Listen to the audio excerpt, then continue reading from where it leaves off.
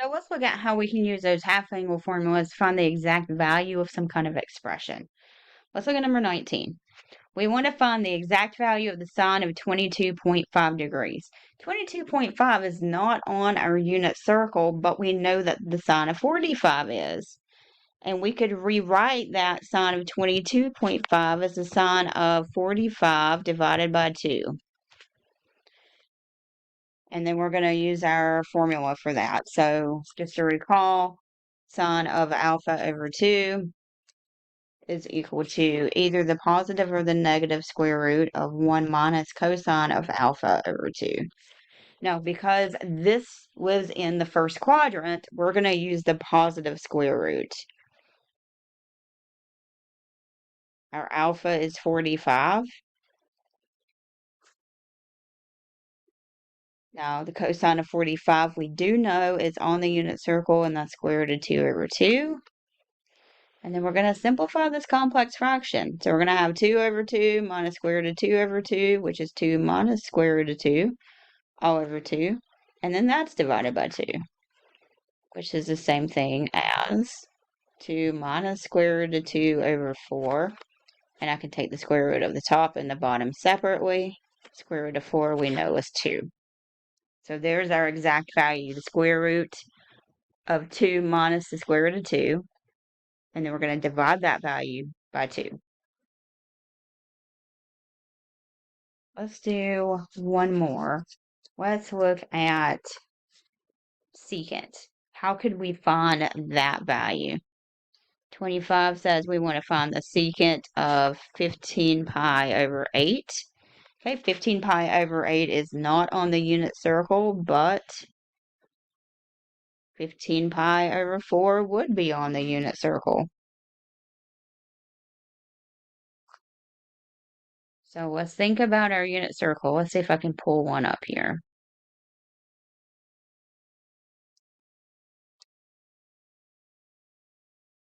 So we have 1 pi over 4, 2 pi over 4, 3 pi over 4, 4 pi over 4, 5 pi over 4, 6 pi over 4, 7 pi over 4, 8 pi over 4 is 1 revolution. 9 pi over 4, 10 pi over 4, 11 pi over 4, 12 pi over 4, 13 pi over 4, 14 pi over 4, 15 pi over 4 ends up being down here at 7 pi over 4. We just keep going around and around until we get there. Now, what would our formula be for secant? Well, secant's the same thing as 1 over cosine.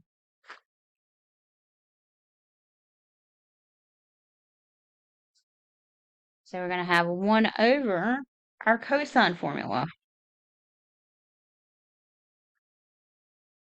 So we just got to figure out we're using the positive or the negative. So let's write our formula out. 1 over the square root of 1 plus cosine of theta, and cosine of theta is divided by 2. Now I'm going to do some fancy math and see if I can't simplify this. When we divide fractions, we do keep, change, flip.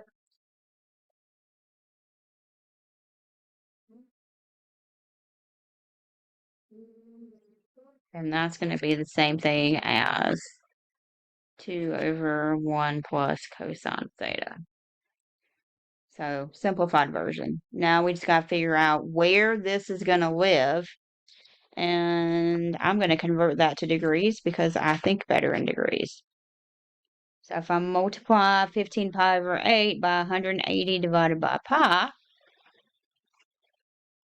and then reduce,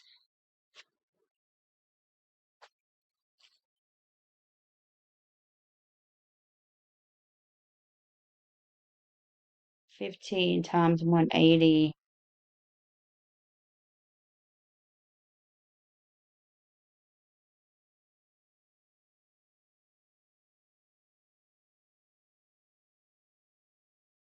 (337.5 degrees). This is quadrant 4. So we think about cosine in quadrant 4. I'll go back to my unit circle here. In quadrant 4, we know the cosine is going to be positive, so we're going to use the positive square root there. So I'm going to take out all these positives and negatives and go back and just put the positive in, since now we know which sign.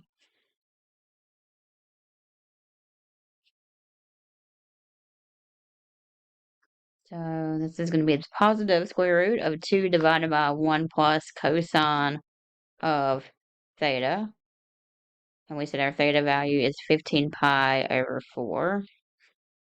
And we said that was equivalent to cosine of 7 pi over 4 when we counted around the unit circle. So we have 2 over 1 plus the cosine of 7 pi over 4 is square root of 2 over 2. So we're going to simplify. This is going to be 2 plus square root of 2 over 2. And when we divide fractions, keep change flip. So we're going to get square root of 4 over 2 plus square root of 2.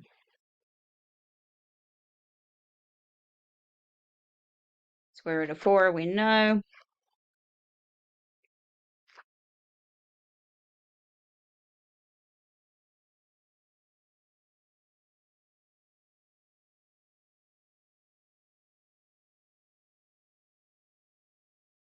So I'm going to think about this way.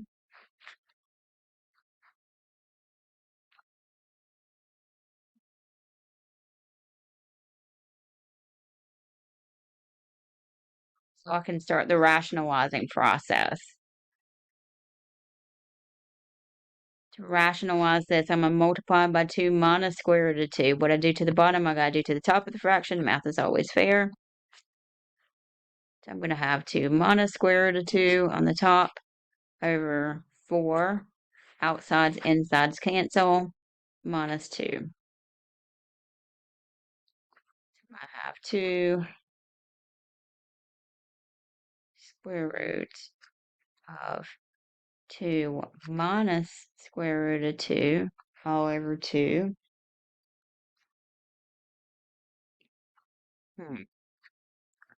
How can I reduce this and this? I'm going to actually pull that 2 back inside. 2 squared is 4.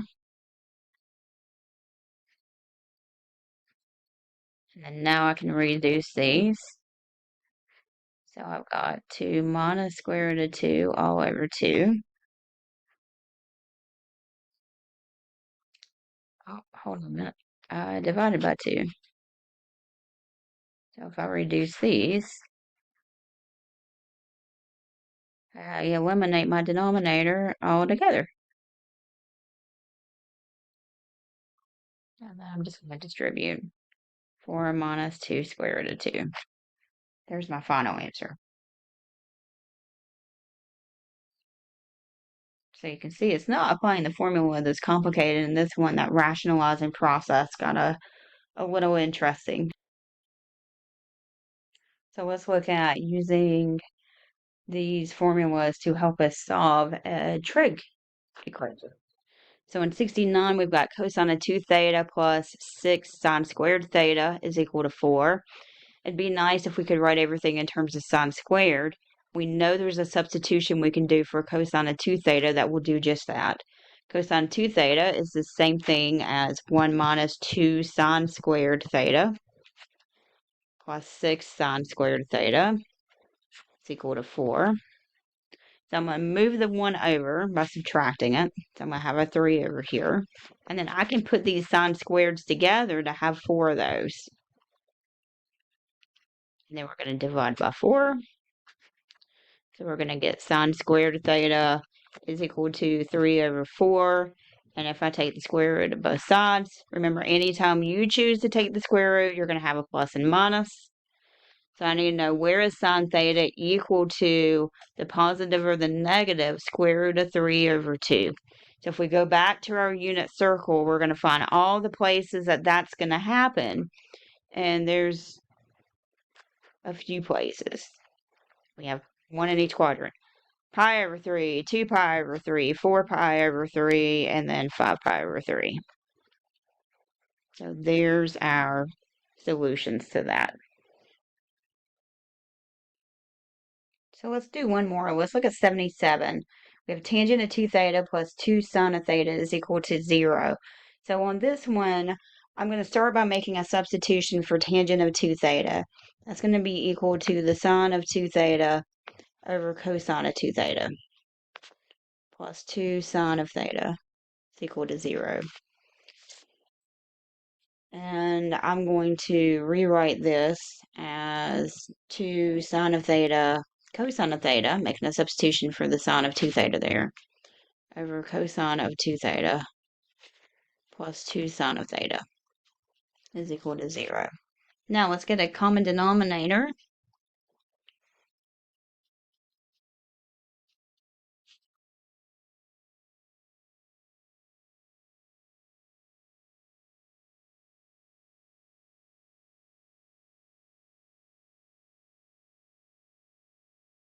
Then if we were to multiply both sides by that denominator, that's going to eliminate my fraction here. So I have 2 sine of theta cosine of theta plus 2 sine of theta cosine of 2 theta is equal to 0. So right off the bat, we see we could factor out a 2 sine of theta. That's going to leave us with cosine of theta plus cosine of 2 theta. And then we can make a substitution for that as well. So we're almost in factored form here with everything in terms of thetas and not 2 thetas. Once I make a substitution for cosine of 2 theta, now I'm going to use 2 cosine squared theta minus 1 because my goal is to try to factor this in terms of cosine. So let's rewrite that. 2 cosine squared theta plus cosine of theta minus 1. Bring this guy up here. So 2 sine of theta. This factors into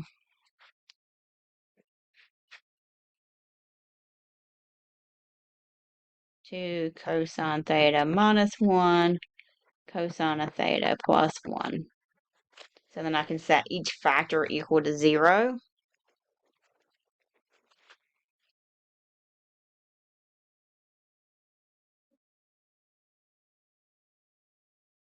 So I need to know where is sine of theta equal to 0, where is cosine of theta equal to 1/2, where is cosine of theta equal to -1. And we're just looking at solutions on 0 to 2 pi. Using my unit circle, I get 0, pi over 3, 5 pi over 3, that's where cosine is equal to 1/2, and then pi is where cosine is equal to -1. Notice that that's in there twice because that's also where sine is equal to 0, so we don't need to write that twice.